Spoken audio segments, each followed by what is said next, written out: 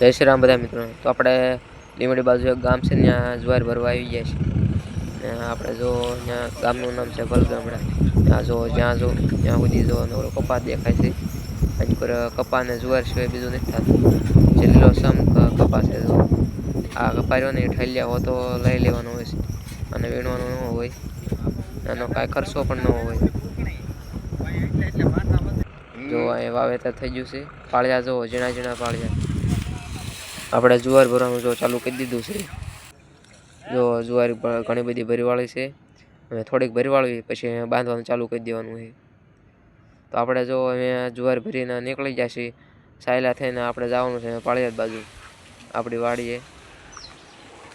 જો આપણે આપણી વાડીએ પૂજી જશે. જો આપણે માથે ચડી ગયા છીએ, આપણે રાંડવા બધા છોડ નાખ્યા ને ઠલવવાનું ચાલુ કરી દીધું.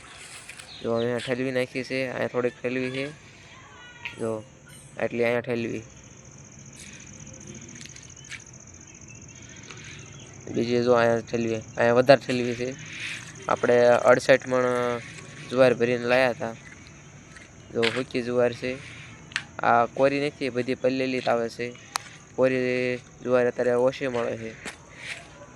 જો 130 મણ લાવ્યા છીએ આપણે.